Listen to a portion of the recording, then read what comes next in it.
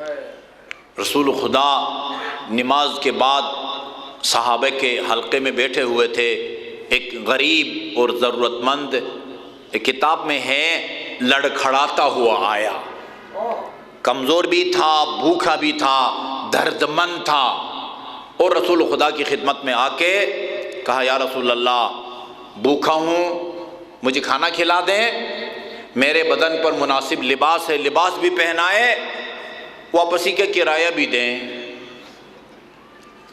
آپ نے فرمایا میں اس وقت تیری مدد نہیں کر سکتا، میری جیب میں کوئی نقد درہم و دینار نہیں ہے۔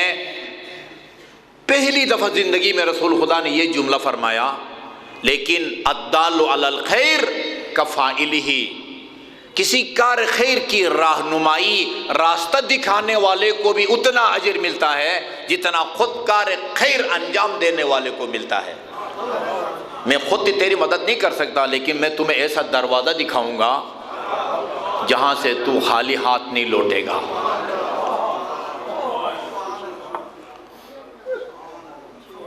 ایک روایت یاد آ رہی ہے، میں آپ کو سنا دیتا ہوں،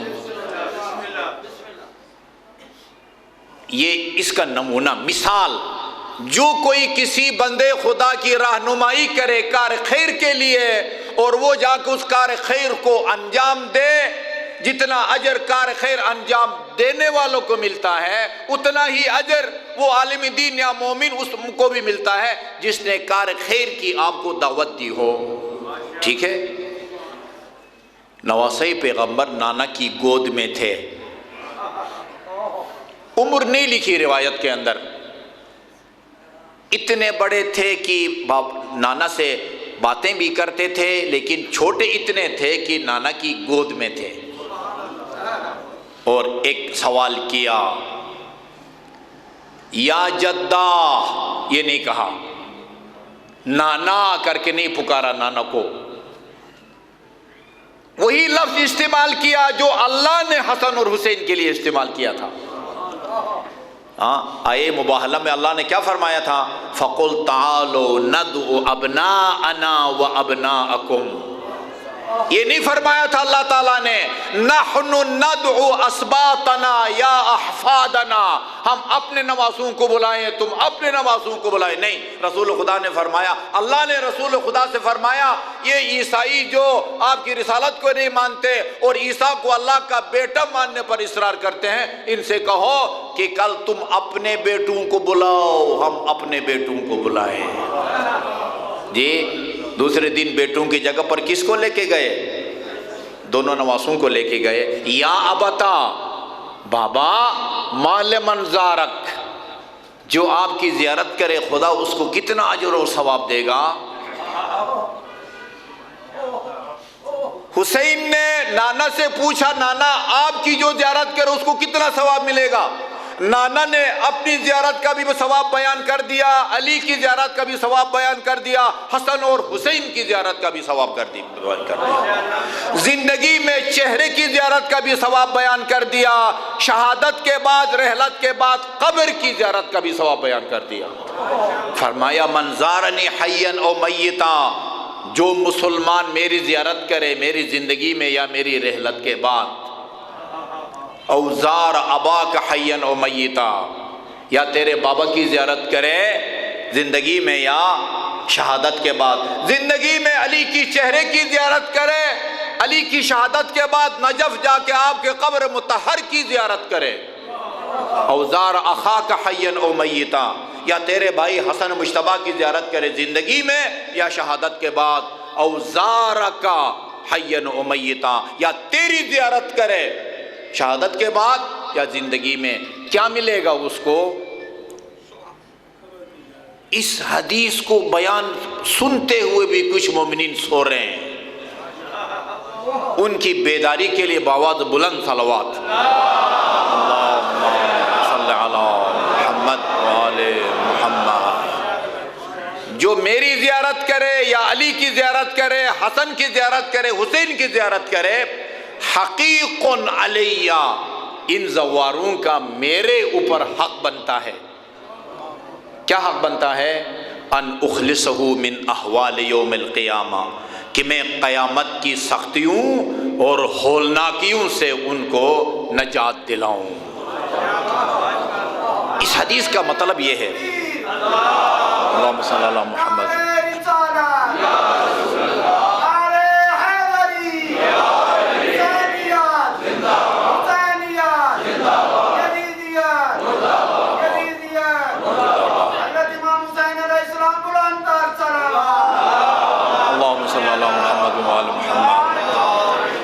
رسول خدا کے فرمان کا مطلب یہ ہے کہ اگر مولانا ظہور حسین خان صاحب نے آپ کے سامنے پنجتن پاک یا باقی ائمہ معصومین کی زیارت کے فضائل بیان کیے ہیں، ثواب کو بیان کیا ہے، اور آپ اس کو سن کر زیارت کے لیے آمادہ ہو جائیں اور جا کے زیارت کا شرف حاصل کریں، جتنا اجر آپ کو ملے گا اتنا ہی اجر آپ کو زیارت کے لیے آمادہ کرنے والے مولانا صاحب کو بھی ملے گا۔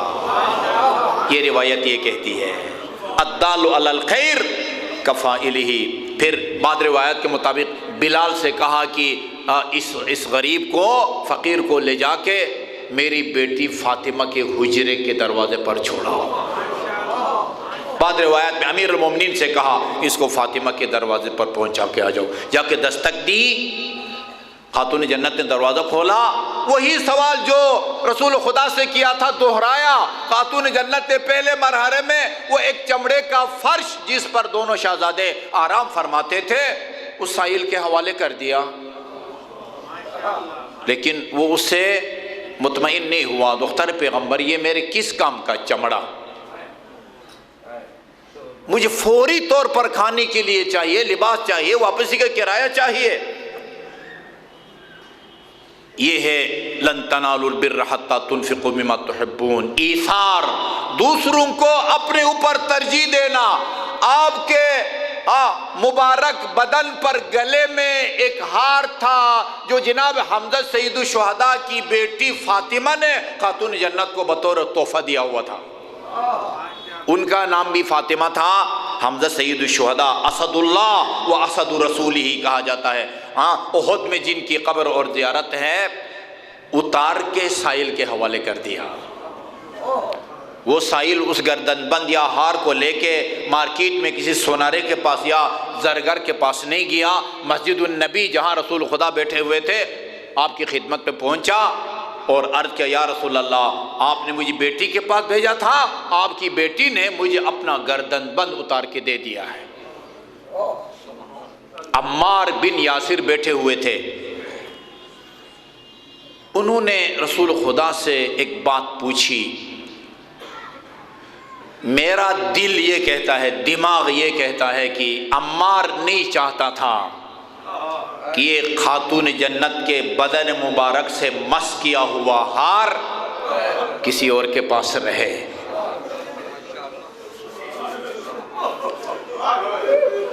میں ایک جملہ آپ کی خدمت میں عرض کروں،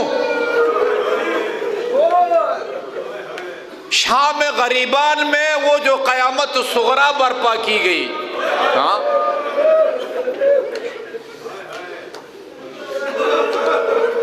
مختار کا جب انقلاب آیا، میں ابھی مصائب میں نے شروع نہیں کیے تھے، مختار کا انقلاب آیا، طریقہ کار یہ تھا قاتلوں سے انتقام کا، مجرموں کو گرفتار کر کے لایا جاتا تھا اور پوچھتا تھا مختار یا اس کے کمانڈر، بتاؤ تم نے کربلا میں کیا ظلم کیا ہے؟ ظلم کے مطابق ان کو سزا دی جاتی تھی۔ مالک اشتر کا بیٹا ابراہیم، اس کی عدالت میں ابجر بن کعب ملعون اس کی پیشی ہوتی ہے۔ ابراہیم نے، مالک اشتر کے بیٹے نے پوچھا، سچ سچ بتا، تم نے کربلا میں کس کو شہید کیا ہے، کس کو مارا ہے، کس کو لوٹا ہے؟ قسمیں کھائیں، میں نے کسی کو شہید نہیں کیا۔ کوئی اور ظلم تجھ سے سرزد ہوا ہو، وہ ظلم ازادارو اتنا سنگین تھا، کاش اس ظلم کے بعد زمین پھٹ جاتی، کاش اس ظلم کے بعد وہ آسمان زمین پر گرتا۔ یہ علی کی بیٹی کا جملہ دہرا رہا ہوں، وہ شام کے بازاروں میں کہا تھا، لیتت السماء تدکدکت علی الارض۔ ہاں، علی کی بیٹیوں کے اس حال میں آنے کے بعد کاش آسمان زمین پر آ کے گرتا، زمین پھٹ جاتی۔ ہاں، بیان نہیں کر سکتا، جب بہت دباؤ بڑھا لرزتے لرزتے کہا میں نے شام غریبان میں علی کی بڑی بیٹی کی ردا چھینی تھی۔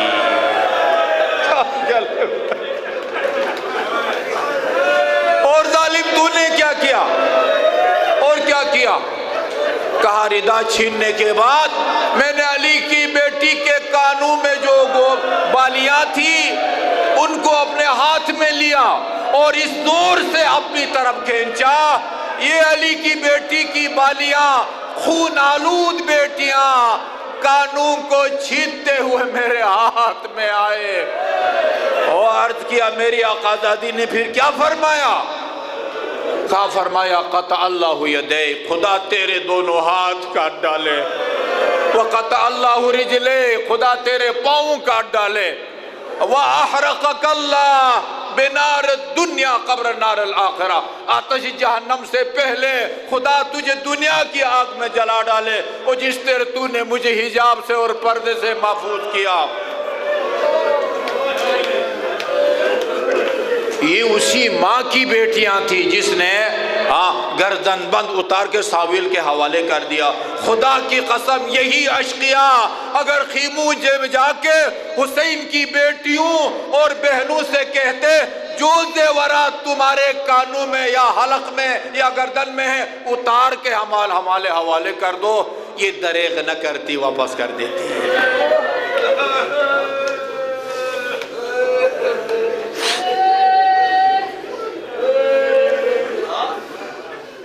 عمار کہنے لگا یا رسول اللہ اگر آپ اجازت دیں میں اس سائل سے یہ گردن بند خریدنا چاہتا ہوں۔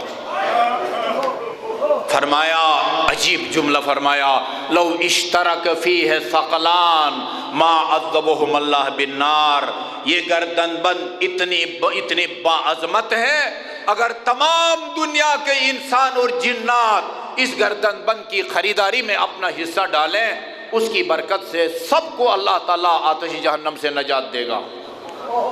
اس نے سائل سے کہا اس کو بیچو گے؟ کہا ہاں۔ کیا قیمت لگاؤ گے؟ کہا وہ ایک وقت کا مناسب کھانا، وہاں لکھا ہوا ہے گندم کی روٹی، گوشت کا سالن، وہ بسی کا کرایہ، مناسب لباس جس کو پہن کے میں اللہ کی عبادت کر سکوں۔ عمار نے قیمت لگائی، 20 دینار سونے کا ہوتا تھا، 200 درہم چاندی کا ہوتا تھا، ایک اپنی عمدہ سواری گھوڑا، ایک برد یمانی، کافی ہے؟ کہا میں نے اپنی زندگی میں ایسا سخی نہیں دیکھا۔ یہ قیمت ادا کر دی، 20 دینار سونے کے، 200 درہم چاندی کے، اپنی سواری اور برد یمانی۔ سائل سے خاتون جنت کا ہار گردن بند لے کے اس کو معطر کر کے ایک اور برد یمانی میں لپیٹ کے اپنے سہم نام کے غلام کے حوالے کیا اور کہا کہ یہ گردن بند رسول خدا کے حوالے کرو اور آج کے بعد تم میرے نہیں ہو، رسول خدا کے ہو، میں تم رسول خدا کی ملکیت میں دیتا ہوں، آج کے بعد رسول خدا کی جا کے خدمت کرو۔ یہ عمار کا غلام گردن بند لے کے چل کے رسول خدا کے پاس آیا، سارا ماجرا سنایا، میرے آقا نے یہ خریدا ہے اور مجھے آپ کی خدمت میں پیش کیا ہے اور یہ آپ کی صاحبزادی کا گردن بند۔ رسول خدا نے گردن بند وصول کیا اور فرمایا یہ گردن بند جان لے جا کے میری بیٹی کو واپس کر دو اور آج کے بعد تو میری بیٹی کا ہے، اس کی ملکیت میں دیتا ہوں۔ یہ خاتون جنت کے دروازے پائے، دستک دی، سارا ماجرا سنایا، میرے غلام نے وہ خریدا اس کو اور پھر آپ کے بابا کی خدمت میں مجھے پیش کیا، آپ کے بابا نے آپ کے لیے بھیجا ہے اور یہ آپ کا گردن بند خاتون جنت نے وصول کیا اور غلام سے کہا انت حر لوجہ اللہ، جا میں تمہیں راہ خدا میں آزاد کرتی ہوں۔ بے ساختہ اس کی زبان سے نکلا سبحان اللہ، سبحان اللہ۔ عرب اس وقت کہتے ہیں جب کسی بات پر بہت زیادہ تعجب ہو، فرماتی ہیں تمہیں کس بات پر تعجب ہوا ہے؟ فرماتے ہیں عجبت لقلادۃ، مجھے اس بابرکت گردن بند کی عظمت پر تعجب ہو رہا ہے۔ قد اشبع جائعا، اس نے ایک بھوکے کو کھانا بھی کھلایا، وکسا عریانا، لباس کے محتاج کو لباس بھی پہنایا، واغنا فقیرا، ایک غریب کو امیر بھی بنا دیا، واعتق رقبتا، راہ خدا میں غلام بھی آزاد کیا، ورجع الی ربها سالما، اور آخر میں اپنے مالک کے پاس پھر پہنچ گیا ہے۔ بر، اللہم صلی علی محمد وآل محمد۔ یہ صرف دنیا میں ضرورت مندوں کی غمخوار نہیں تھی۔ میں اکثر جملہ کہا کرتا ہوں، محمد اور آل محمد کے پہلو میں ایسا دل ہوتا تھا جو ہمارے لیے، امت کے لیے، چاہنے والوں کے لیے اس طرح دھڑکتا تھا جس طرح ہمارا اپنا دل ہمارے لیے نہیں دھڑکتا۔ بابا کے پاس آتی ہیں اور فرماتی ہیں، بابا آپ نے علی سے میری شادی کی، 500 درہم آپ نے حق مہر رکھا، میری شادی کے بعد اب جو عرب بھی اپنی بیٹی کی شادی کرتا ہے 500 درہم حق مہر رکھ رہا ہے۔ میں رحمت للعالمین کی بیٹی ہوں، سب سے افضل انسان کی بیٹی ہوں، میرا حق مہر اور عام عرب لڑکیوں کا حق مہر ایک جیسا ہے، میرے حق مہر میں اور عام عرب لڑکیوں کے حق مہر میں کوئی فرق ہونا چاہیے؟ رسول خدا فرماتے ہیں، بیٹی علی سے کہتے ہیں 500 اور دے دے۔ 500 درہم علی ادا کر چکے تھے۔ فرماتی ہیں، بابا میں آپ کے پاس کوئی درہم و دینار کمانے نہیں آئی، میں تو یہ کہوں گی کہ علی نے جو 500 درہم حق مہر ادا کر دیا ہے وہ علی کو واپس لوٹا دیں۔ پھر بیٹی 2 درہم و دینار نہیں چاہیے، باپ کے پاس کیا خواہش اور فرمائش لے کے آئی ہو؟ فرماتی، بابا یہ میں خواہش لے کے آئی ہوں، سلام ہو ہماری جان نثار اس نام کے ایک ایک حرف پر۔ فرماتی میں یہ خواہش لے کے آئی ہوں کہ آپ خدا کی بارگاہ میں یہ دعا کریں وہ مجھے حق مہر کے دور پر شفاعت کے اختیارات دیں، ان کو استعمال کروں، روز قیامت میں گناہگاروں کو جنت کا حقدار بناؤں۔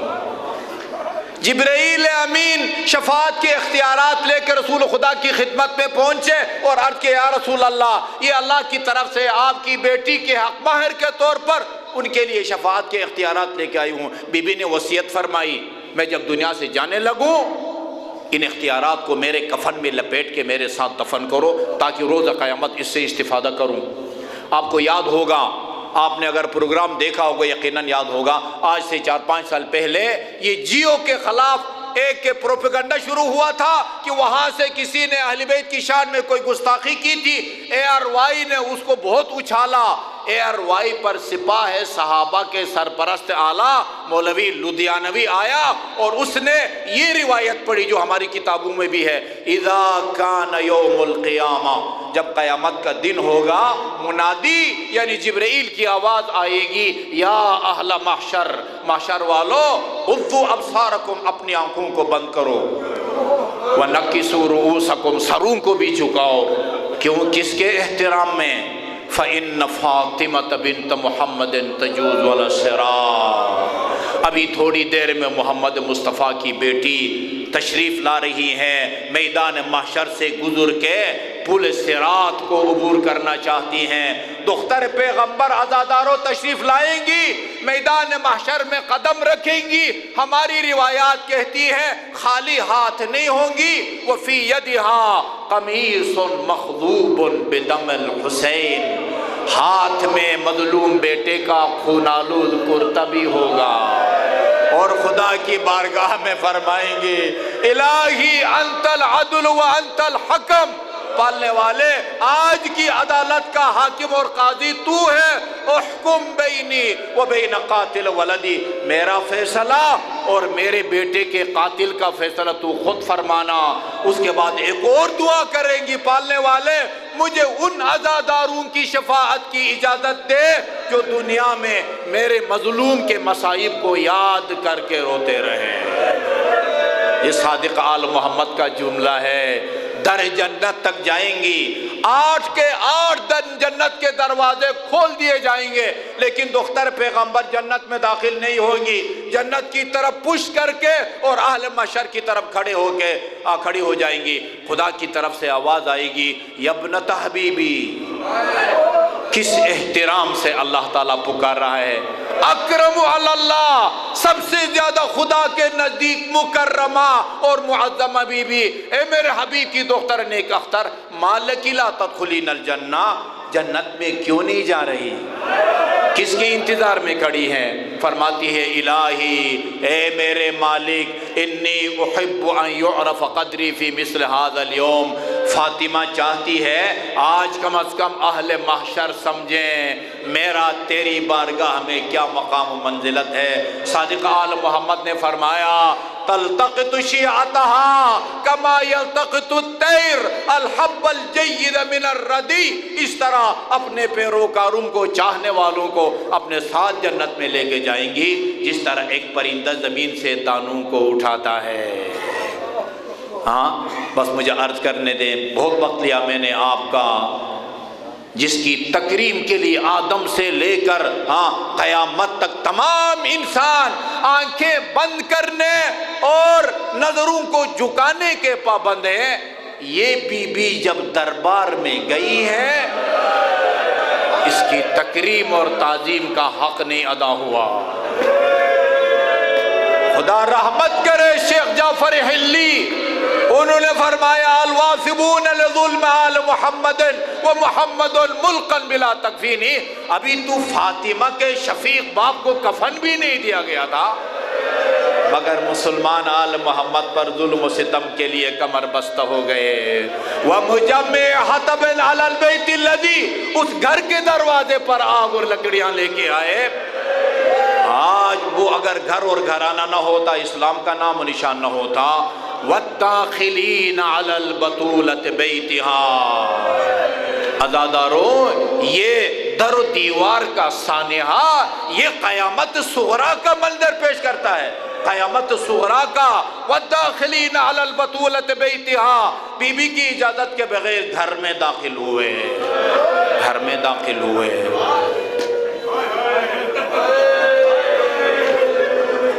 جو چند جملے عرض کروں گا وہ اگر آیت اللہ العظمی محمد حسین اصفہانی نے اپنے اس مرثیے میں شامل نہ کیا ہوتا، میں کبھی بھی یہ مصائب نہ پڑھتا۔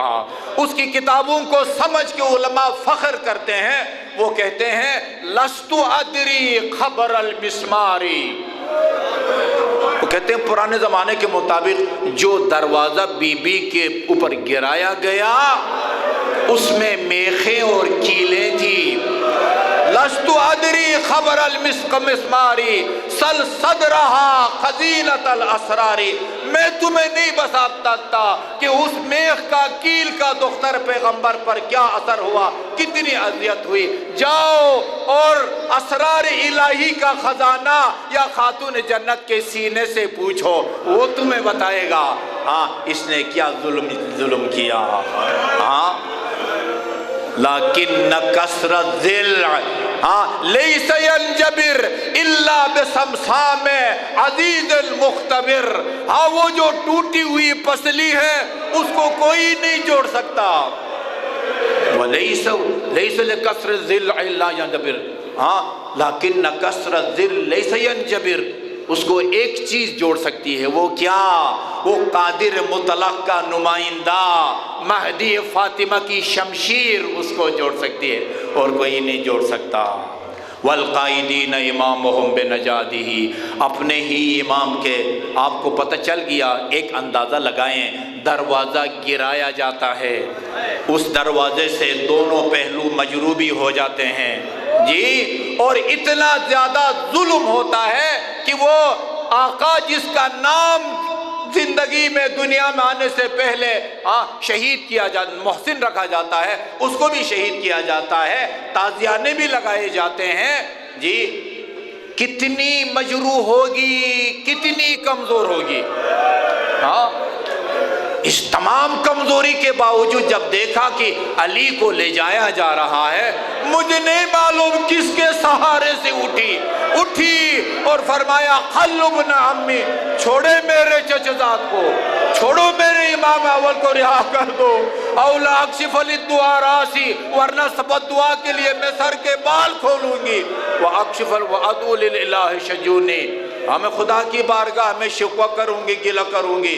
یاد رکھو مسلمانوں، مَا كَانَ نَاقَةُ صَالِحًا وَفَصِيلُهَا فِي الْفَضْلِ عِنْدَ اللَّهِ إِلَّا دُونِي، وہ ناقہ صالح جس کی خاطر اللہ نے عذاب نازل کیا، اس کا مقام مجھ سے کوئی زیادہ بلند نہیں ہے۔ امیر المومنین نے جب منظر دیکھا، سلمان سے کہا ادرک ابنت محمد، سلمان یہ محمد کی بیٹی یہ بابا کی قبر پر نہ پہنچنے پائے، خدا کی قسم اگر بابا کی قبر تک پہنچی اور بابا کی قمیص سر پر رکھ کر بد دعا کی، ابھی عذاب نازل ہوگا، ابھی ان پر عذاب نازل ہوگا۔ سلمان آگے بڑھے، یہ کتنے کریم علی ہیں، یہ کتنے کریم علی ہیں۔ ضربت سر پر لگی ہے، قاتل امام حسن کی اسارت میں ہے، بیٹے حسن سے کہتے حسن بیٹے اگر یہ روزہ رکھتا ہے اس کے لیے افطار اور سحر کا بندوبست کرنا، ہاں ایسی جگہ پر رکھو جہاں اس کو پتہ چلے دن ہے کہ یہ رات ہے۔ وہ کتنا کریم علی ہے۔ وہ فرماتے ہیں ادرک ابنت محمد، محمد کی بیٹی کو روکو۔ سلمان آگے بڑھے، عرض کیا دختر پیغمبر آپ رحمت للعالمین کی بیٹی ہیں، ایسا نہ ہو آپ کی وجہ سے عذاب نازل ہو۔ سلمان کہتے میں عینی گواہ ہوں، خاتون جنت نے بد دعا بھی نہیں کی، سر کے بال بھی نہیں کھولے، بس جیسے ہی بالوں کا نام زبان پر آیا میں نے دیکھا مسجد النبی کی بنیادیں زمین سے بلند ہونے لگی، اور اتنی بلند ہوئی اگر کوئی مسلمان چاہتا ان کے نیچے سے گزر سکتا تھا۔ ایک جملہ عرض کرنے سے آزادارو، اس معصومہ ماں نے صرف بالوں کا نام لیا تھا اور زمین سے بلند ہوتی ہے بنیادیں۔ ہماری جانیں نثار اسی ماں کی عفت ماں بیٹیوں جناب زینب کبریٰ اور ام کلثوم پر امام سجاد نے دربار یزید میں جو مصائب پڑھے، اس کا بیٹا ہوں جس کو ظلم ستم سے شہید کیا گیا، اس کا بیٹا ہوں جس کو فرات سے چند قدم کے فاصلے پر تشت لب شہید کیا گیا، اس کا بیٹا ہوں جس کی شہادت کے بعد اس کے سر مبارک کو نوک ثنا پر بلند کیا گیا، اور آخر میں وہ مصیبت بیان کی جس کو ساری زندگی سجاد نہ بھلا سکے، امام زمان بھی نہ بھلا سکے۔ اس مظلوم باپ کا بیٹا ہوں جس کی شہادت کے بعد اسی کے اہل حرم کو، نبی کی نواسیوں کو، علی کی بیٹیوں کو کربلا سے کوفہ اور کوفہ سے شام کے بازاروں اور درباروں میں بے مخنہ و چادر پھرایا گیا۔ لا اضحک اللہ سن الدہر ان ضحکت وآل احمد المظلومون قد قہروا ولا حول ولا قوة الا باللہ العلی العظیم۔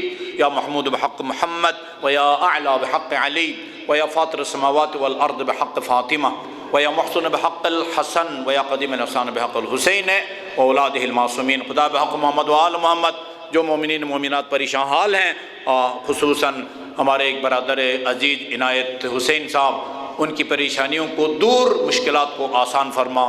جو مومنین مومنات مریض ہیں خصوصاً ڈاکٹر مجاہد رضا صاحب، اور جو مومنین مومنات تصور حسین شاہ صاحب، جو مومنین مومنات بھی پیچیدہ امراض میں مبتلا ہیں، انہیں شفاء کامل اور عاجل عطا فرما۔ بے اولاد مومنین مومنات کو اولاد صالح و سالم اور نرینہ عطا فرما۔ اسرائے امامیہ دنیا میں جہاں کہیں بھی قید و بند کی صوبتوں میں انہیں جلد از جلد اور باعترت رہائی نصیب فرما۔ بحق محمد و آل محمد جن مومنین مومنات کے تعاون سے یہ مجالس اعضاء منعقد ہو رہی ہیں، اور ان کے رزق حلال میں وسعت عطا فرما، ان کے مرحومین کی مغفرت فرما، انہیں محمد و آل محمد خصوصاً خاتون جنت کی شفاعت نصیب فرما۔ جملہ مرحومین مرحومات کی ایصال ثواب، بلندی درجات کے لیے حکمت و سورہ فاتحہ اور 3 مرتبہ قل هو اللہ کی تلاوت فرمائے۔